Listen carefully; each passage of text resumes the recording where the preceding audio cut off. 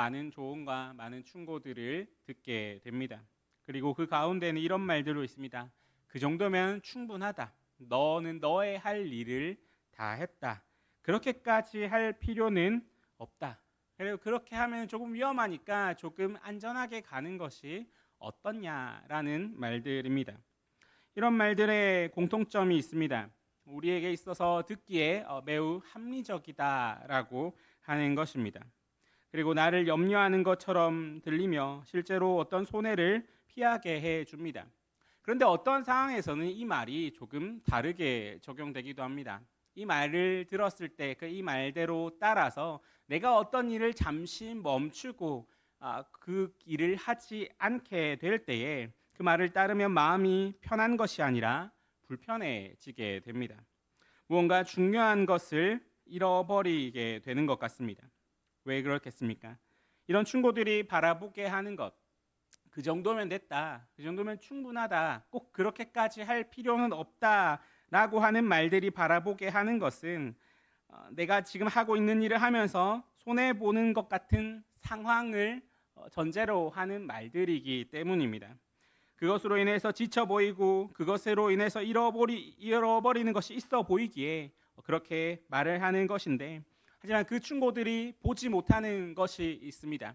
그것이 무엇이냐면은 내가 왜 이 일을 하고 있는가, 내가 왜 이 길을 가고 있으며 나는 왜 다른 사람들이 보기에 그렇게까지 정말 심지어 왜 그렇게까지 이 일을 하는가라고 하는 것을 보지 못하게 됩니다. 오늘 본문에서 예수님도 비슷한 상황을 겪으시게 됩니다. 어떤 바리새인들에게 있어서 완벽하게 합리적인 조언을 듣습니다. 31절에서 어떤 바리새인들이 나와서 이르되 나가서 여기를 떠나소서 헤롯이 당신을 죽이고자 하나이다라고 말을 하게 됩니다.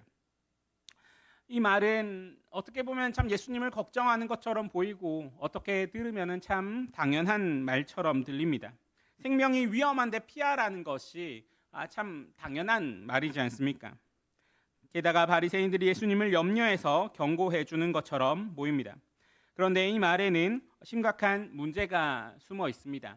바로 예수님의 사명과 그리고 예수님의 가야 할 길이 전혀 고려되고 있지 않다라고 하는 것입니다. 예수님은 지금 예루살렘을 향해 가고 계십니다. 누가복음 9장 51절에서부터 시작된 이 여정은 십자가의 여정입니다. 예수님은 거기서 예루살렘에서 십자가를 질 것을 아시고 굳게 결심하여서 예루살렘으로 가고 있다라고 누가복음은 거듭해서 말을 하고 있습니다. 그런데 바리새인들이 이제 그 예루살렘을 눈앞에 둔 이곳에서 뭐라고 말하게 됩니까? 여기를 떠나소서라고 말을 합니다. 그들이 정말로 원했던 말이 무엇이겠습니까? 예루살렘으로 가지 마세요라고 하는 말이 됩니다. 그래서 이에 대하여 예수님은 너희는 가서 저 여우에게 이르되라고 말씀을 하십니다. 그렇게 함으로써 지금 이 말을 하는 바리새인과 그리고 그들이 경고했던 헤롯 사이에 어떠한 연결점이 있음을 말씀하십니다. 저 여우에게라고 하는 표현은 너희와 같은 무리인 저 자에게 전하라라고 하는 의미가 담겨 있습니다. 지금 헤롯과 바리새인들은 왜인지는 모르겠지만은 예수님이 예루살렘에 들어오는 것을 몹시 경계하고 있습니다. 그들에게 가장 큰 과제는 예수님이 예루살렘으로 들어오지 못하게 하는 것입니다. 이거를 신학적으로 본다면은 십자가에 향한 그 길을 막는 것이 지금 그 바리새인들의 가장 큰 과제다라고 하는 것입니다. 그리고 그 과정 속에서 그들은 무엇을 사용하여서 그 십자가의 길을 막고 있습니까? 바로 합리성과 걱정이라고 하는 말을 포장하여서 예수님께 그 길을 가지 마세요라고 말을 하고 있습니다. 마태복음 16장에서도 이와 비슷한 대화가 나오게 됩니다. 마태복음 16장에서는 예수님과 베드로의 대화가 나오게 되는데, 예수님이 예루살렘에서 고난을 받고 죽임당할 것을 말씀하시자 베드로가 이렇게 말합니다. 주여 그리 마옵소서, 이 일이 결코 주께 미치지 아니하리이다. 이 말만 들으면 얼마나 충성스러운 말입니까? 사랑하는 스승이 고난을 당하는 것을 막으려는 제자의 마음입니다. 그런데 이 말 뒤에 예수님은 놀랍게도 이렇게 말씀하십니다. 사탄아, 내 뒤로 물러가라. 너는 나를 넘어지게 하는 자로다. 내가 하나님의 일을 생각하지 아니하고 도리어 사람의 일을 생각하는도다. 베드로의 말도 그리고 오늘 바리새인들의 이 조언도 똑같습니다. 그들은 하나님의 일을 보지 못하고 사람의 일을 생각하게 됩니다. 사람의 일을 생각하는 말의 특징은 겉보기에는 참 합리적인 것처럼 들립니다. 겉보기에는 참 그럴듯해 보입니다. 생명을 보존하고 위험을 피해가라 라고 하는 그 말이 어떻게 합리적이지 않을 수가 있겠습니까? 그런데 이런 목소리가 들릴 때에 그 합리성과 상황 그리고 나의 안전만을 집중하게 하는 그 말을 들을 때에 우리는 그 말에 쉽게 넘어가기가 쉽습니다. 무언가 아닌 듯 하면서도 맞는 듯한 그 말에 우리는 넘어가게 되는 것입니다. 그렇다면 우리가 이러한 말에도 불구하고 오늘 예수님이 말씀하신 것처럼 나는 내 갈 길을 가야 하리니 라고 말할 수 있는 힘은 어디에서 오게 되겠습니까? 그것은 바로 우리에게 있어서 우리가 가야 할 길이 무엇인지 아는 것과 내가 이 길을 왜 가야 하는지를 아는 것, 바로 우리가 누구인지 아는 정체성과 우리가 가는 이 길이 어디로 가는지를 아는 목적성이 그것을 이기게 해줍니다. 내가 누구인지 모르면은, 내가 왜 존재하는지 모르면은 어떤 누가 조언을 하는 그 조언이 합리적이라면은, 그 조언 자체가 합리적이라면은 그것이 다 맞는 것처럼 들립니다. 그 조언이 다 합리적이라면은 다 옳게 들립니다. 미래를 보지 않고 현재만을 보게 하는 그 조언이 우리에게 정말 최고의 조언인 것처럼 들리게 됩니다. 우리에게 있어서 몇몇 조언들은 현재만을 바라보게 합니다. 미래를 바라보지 못하게 하고 현재를 바라보게 함으로써 생존이 최고의 가치가 되고 안전이 최고의 선택지가 되게 합니다. 그리고 편안함이 최고의 목표가 되게 합니다. 그러나 여기서 우리 그리스도인들은 조금 다른 길을 걸어야 합니다. 우리는 그 조언과 세상이 추구하는 가치 속에서 이제 내가 누구인지 알며 내가 왜 존재하는지를 알게 되면은 이제 우리에게 있어서 들려지는 그 말을 분별할 수 있는 힘이 생기게 됩니다. 세상이 피해야 한다라고 말하는 위협은 우리에게 극복해야 되는 과정이 되며 우리 세상이 정말로 중요하다라고 말한 안전은 우리의 사명을 이길 수 없는 것이 되어줍니다. 그리고 그 길을 완성하는 것이 우리에게 있어서 편안함보다 더 중요한 가치가 되어줍니다. 우리에게 있어서 이러한 목적과 우리의 이런 정체성이 없으면은 바리새인의 말이 그리고 베드로의 말이 그리고 세상의 조언이 다 옳게 들립니다. 그러나 목적과 정체성이 있으면은 우리는 하나님의 음성을 분별할 수 있으며 예수님처럼 내 갈 길을 가야 한다라고 말할 수 있게 됩니다. 예수님은 33절에서 선지자가 예루살렘 밖에서는 죽는 법이 없느니라라고 말씀하시면서 자신의 정체성을 분명하게 하십니다. 예수님은 하나님의 선지자로서 지금 이곳에 오셨습니다. 선지자는 하나님의 뜻을 전하는 자입니다. 그리고 선지자는 예루살렘에서 죽게 되어야 합니다. 이것이 바로 선지자의 길이며 그리고 예수님이 지고 있는 사명이 됩니다. 예수님은 그것을 아시고 받아들이시며 누가복음 9장에서부터 굳게 결심하시고 그 길을 걸어가고 있는 중입니다. 이 예수님이 나는 누구인가라고 하는 이 정체성이 지금 예수님에게 무엇을 바라보게 합니까? 내가 해야 할 일의 명확성을 알려줍니다. 내가 가야 하는 것의 확실함과 지금 내가 겪고 있는 것의 의미를 부여함과 지금 내가 왜 이것을 하고 있는가 그리고 이것을 함이 나에게 어떤 의미가 되는가라고 하는 것을 분명하게 보여주게 됩니다. 내가 누구인가라고 하는 것을 알므로써 이것을 확실하게 알게 되는 것입니다. 정체성이 없다면 우리는 이렇게 생각하게 됩니다. 나는 그저 살아남아야 한다. 위험은 피해야 하며 안전이 최우선이다.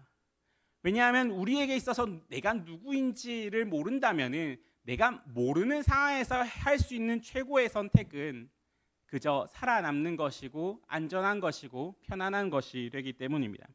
그러나 정체성이 있으면은 이렇게 생각합니다. 나는 그리스도인이다.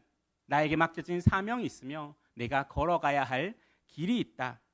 나는 하나님의 자녀로서 마땅히 행해야 될 것이 내게는 분명하게 있다라고 하는 것을 알 수 있게 됩니다. 구약에서 다니엘의 세 친구를 한번 생각해 보십시오. 느부갓네살 왕이 금신상을 만들고 절하라라고 명령을 했습니다. 절하지 않으면 불 가운데 던져질 것이다라고 경고하기도 합니다. 그런데 이 가운데 정체성이 없다면은 이들이 어떻게 했겠습니까? 그래, 지금 내 마음으로 내 신앙만 올바르면 되지 거기 절하는 게 무슨 상관이겠냐라고 이야기하지 않았겠습니까? 살아있어야 하나님을 섬기지 죽으면 그게 무슨 소용이냐라고 서로에게 이야기하면서 그 금신상에게 절했지 않겠습니까? 그러나 그들에게는 정체성이 있었습니다. 우리는 하나님만 경배하는 사람입니다라고 하는 정체성이 그들에게 분명하게 있었습니다.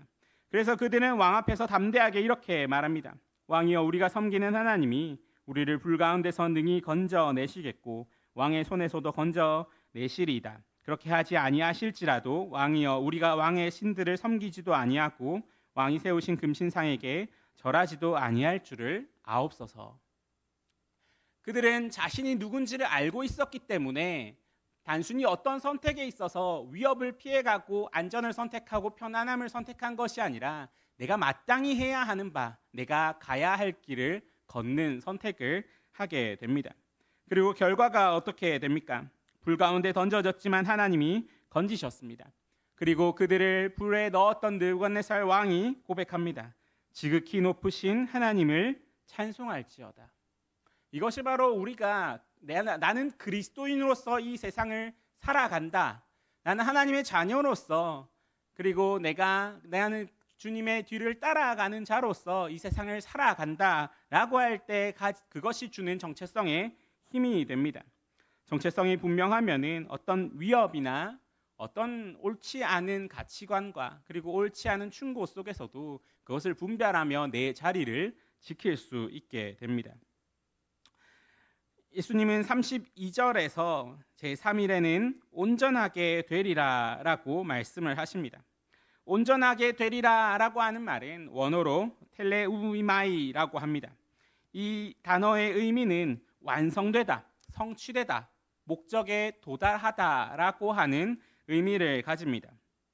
예수님은 지금 자신의 최종 목적이 무엇인지를 분명하게 보고 있습니다.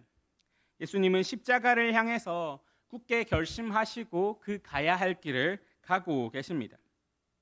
그 고난의 과정도 그리고 그 가운데 있던 어떤 위험도 그 과정의 일부이며 그 여정의 일부일 뿐입니다.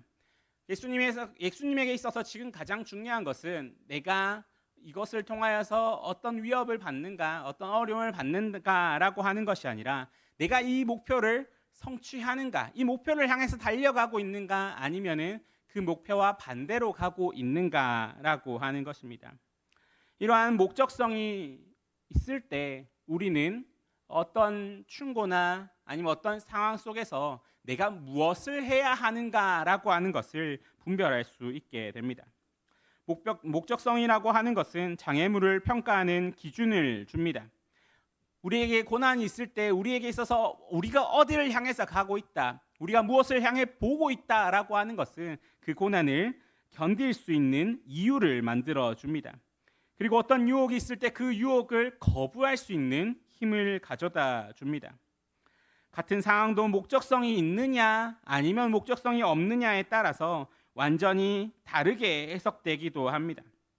오늘 헤롯의 위험을 한번 생각해 보면은 목적성이 있으면은 목적성이 없으면은 생명을 위협하는 치명적인 위기의 상황이 됩니다. 그러나 십자가라는 목적성이 분명히 있으면은 그 위기도 사명을 완성을 위한 하나의 과정으로 넘어갈 수 있게 되는 것입니다. 십자가를 한번 생각해 보십시오. 십자가에 대한 목적성이 없다면, 내가 거기로 가야겠다라고 하는 목적성이 없다면은 십자가는 끔찍한 실패입니다. 하지만 그 십자가를 향한 목적이 분명하게 있다면은 그 십자가에 도달했을 때 거기서 주어지는 것은 실패가 아니라 완성이 됩니다. 우리에게 있어서 이러한 목적이 우리의 살아가는 삶 가운데에서 있어야 합니다. 그 목적이 있으면은 무엇이 우리에게 달라지게 됩니까? 먼저 성공에 대한 정의가 달라지게 됩니다. 목적이 없다면은 우리에게 있어서 그저 살아남는 것, 그저 지금 이 순간에 편안한 것이 최고의 성공이 됩니다. 헤롯을 피해서 살아남는 것이 성공인 것입니다. 하지만 목적이 있으면은 그 목적을 이루는 것이 우리에게 성공이 되어 줍니다. 하나님의 뜻을 완성해 나가고 예루살렘에 가서 십자가를 지고 그 사명을 다하는 것이 성공으로 정의가 되는 것입니다. 예수님은 이 정체성과 목적성을 바로 세움으로써 오늘 바리새인들의 그럴듯한 조언을 물리치시게 됩니다.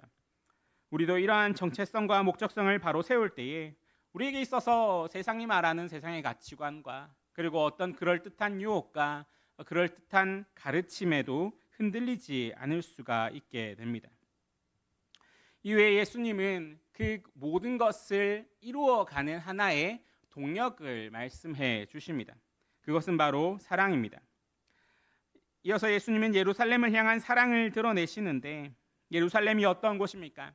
예루살렘은 성전이 있는 곳이며 하나님이 거하시는 곳이다라고 여겨졌던 곳입니다. 그런데 지금 아이러니하게도 예루살렘은 선지자들을 죽이는 곳이 되며 하나님을 거부하는 곳이 되며 영적으로 가장 어두운 곳이 됩니다. 이런 예루살렘을 향하여 예수님은 암탉이 제새끼를 날개 아래에 모음같이 내가 너희의 자녀를 모으려 한 일이 몇 번이냐라고 말씀을 하십니다. 계속해서 그 사랑을 내보이고 계속해서 그 자비를 내보인다라고 말씀하시는 것입니다. 그런데 여기서 가장 큰 비극이 무엇입니까? 너희가 원하지 아니하였도다라고 하는 것입니다. 이것이 예루살렘의 비극이고 우리의 비극이 됩니다. 그런데 그럼에도 불구하고 예수님은 예루살렘으로 가십니다. 그 길을 가게 하는 정체성과 목적성은 바로 이 사랑에 기반하고 있습니다. 몇 번이나 모으려 하였으나 라고 하는 말 속에 하나님의 끈질긴 사랑이 담겨 있게 되는 것입니다. 우리에게 이러한 그 사랑의 동력이 없다면은, 우리에게 이러한 예수님의 마음이 없다면은 우리에게 신앙생활은 어떻게 하게 됩니까? 해야 한다라고 하는 것으로서만 다가오게 됩니다. 우리에게 신앙생활이라고 하는 것은 의무감이며 우리의 신앙생활의 동력은 사랑이 없을 때는 두려움이 동력이 됩니다. 그러나 사랑에 기반한 정체성과 목적성이 있으면은 그 우리에게 신앙생활은 해야 하는 것이 아니라 하고 싶은 것이 됩니다. 사랑이 동력이 되어서 사랑받은 존재로서 사랑할 수 있게 되며 사랑을 받았기에 우리에게 있어서 우리가 누구인가라고 하는 것과 우리가 어디를 향하여 가고 있는가라고 하는 것이 분명하게 보여지게 되는 것입니다. 그리고 그 사랑에 기반하여서 우리는 그 모든 것을 참고 견디고 인내할 수 있게 됩니다. 이 사랑을 거부한 예루살렘은 결국 멸망하게 됩니다. 너희 집이 황폐하여 버림받으리라 말씀하신 대로 예루살렘은 로마에 의해 멸망합니다. 성전은 불타고 백성들은 흩어집니다. 그러나 예수님의 말씀은 여기서 끝나지 않습니다. 너희가 주의 이름으로 오시는 일을 찬송하리로다 할 때까지입니다. 다시 회복을 말씀하십니다. 우리는 그 회복의 말씀 가운데에서 오늘 하루 그리고 우리의 살아가는 삶 가운데에서 그 소망을 품고 살아가는 자들이 됩니다. 우리는 그때까지 예수님이 예루살렘을 향해 가셨던 그 길을 가는 것이 오늘 예수님이 나의 갈 길을 가야 하리니라고 말씀하셨던 것처럼 우리가 가야 할 길이 됩니다. 그리고 그 길을 가기 위하여서 우리는 오늘 예수님이 그 길을 어떻게 가셨는가, 어떤 위험과 어떤 그럴듯한 충고와 세상의 가치관 속에서도 어떻게 그 길을 가셨는가라고 하는 것을 분명히 배우고 그대로 따라야 합니다. 먼저 나의 정체성이 무엇인가를 우리는 분명히 해야 합니다. 나는 누구입니까? 내가 누구인가라고 하는 것을 우리는 알아야 합니다. 내가 누구인가라고 하는 것을 알아야지 그럴듯한 말에 휘둘리지 않습니다. 또 내가 왜 존재하는가라고 하는 것을 분명히 할 수 있어야 합니다. 나는 왜 존재합니까? 성공하기 위해서입니까? 아니면은 온전하게 되기 위해서입니까? 생존이 목적입니까? 아니면은 완성이 목적입니까? 이것이 분명하게 될 때 우리는 내가 가고 있는 이 길이 어디를 향해 있는지를 보며 이 길을 나는 그럼에도 불구하고 걸어가겠다. 이 지금 가고 있는 이 길을 그렇게까지 할 필요가 없다라는 말에도 불구하고 걸어가겠다라고 하는 마음을 굳게 세울 수가 있게 됩니다. 마지막으로 그 길을 가는 중에 무엇이 나를 움직이고 있는가라고 하는 것을 확인해 봐야 합니다. 내가 이 길을 걷게 하는 그 동력이 무엇입니까? 두려움입니까? 아니면은 사랑입니까? 의무입니까? 아니면은 기쁨입니까? 사랑받았기에 사랑으로 걸어가는 그 길을 우리는 걸어가야 합니다. 사랑이 우리의 동력이 돼서 우리가 누구인지를 알게 하고 우리가 누구인지 알게 함 가운데 예수님을 바라봄으로써 예수님이 가신 그 길을 걸어가는 것이 우리에게 주어진 가야 할 길이 됩니다. 우리 삶에도 바리새인들의 이런 목소리가 있습니다. 떠나라, 그만두라, 다른 길로 가라 라고 말하는 많은 말들이 있습니다. 이런 말들은 적당히 해라, 그리고 현실적으로 살아가라 라고 하는 말로써 우리에게 다가오기도 합니다. 이러한 말들은 때로는 합리적으로 그리고 때로는 우리를 염려하는 것처럼 우리에게 다가옵니다. 그럴 때 우리는 어떻게 이것을 분별할 수 있어야 합니까? 그 목소리가 먼저 나의 정체성과 일치하는가라고 하는 것을 확인해 보아야 합니다. 나는 그리스도인인데 내게 오는 이 목소리들이 나의 정체성을 강화시키는가 아니면은 약화시키는가라는 기준을 두고 그것을 분별할 수 있어야 합니다. 또 그 목소리가 나의 목적과 일치하는가라고 하는 것을 보아야 합니다. 나는 내 새 생명의 완성 그리고 그 사명의 완성을 향해 나아가는데 그 조언이 그 목소리가 그 목적을 돕는가 아니면 그 목적을 방해하는가라고 하는 것을 확인해 봐야 합니다. 또 이것이 하나님의 말씀과 일치하는가? 성경은 분명히 말씀하시는데 이 조언이 그 말씀에 일치하는가라고 하는 것을 확인해 보아야 합니다. 이러한 것들을 분명히 세움으로써 우리는 우리에게 오는 수많은 목소리들과 우리에게 오는 수많은 조언과 충고들을 분별할 수 있게 됩니다. 우리가 마땅히 갈 길을 가야 한다라고 하는 것이 쉽지는 않습니다. 세상의 조언이 너무나 때로는 합리적으로 들린다라고 하는 것을 우리는 잘 압니다. 혼자서는 힘들다라고 하는 것도 우리는 잘 압니다. 그러나 우리는 이 길을 걸어가야 합니다. 예수님도 이 길을 가셨습니다. 바리새인들의 조언을 거부하시며 헤롯의 위협을 무시하시며 나는 가야 할 길을 가겠다라고 말씀을 하셨습니다. 왜 그러셨습니까? 분명한 정체성이 있었기 때문입니다. 그리고 분명한 목적성이 있었기 때문입니다. 그리고 그 모든 것을 품는 사랑이 있었기 때문입니다. 우리도 주 안에 있는 자로서 새 생명을 받은 자로서 우리도 그렇게 살 수 있으며 그렇게 살아가야 합니다. 내가 누구인지 알 때, 내가 왜 존재하는지 알 때에 내가 사랑받았고 사랑하기에 우리는 그 길을 갈 수 있는 자들이 되며 그 길을 가야 하는 자들이 됩니다. 우리는 이 길을 갈 때 혼자가 아니라는 것을 분명히 체험하며 가야 합니다. 이 길을 갈 때에 예수님이 함께 하시며 성령님이 힘을 주시며 교회가 함께 가게 됩니다. 그 길을 함께 걸으며 온전하게 될 그날을 바라보며 오늘도 마땅히 가야 할 길을 가는 저와 여러분이 되기를 간절히 소망합니다. 함께 기도하시겠습니다.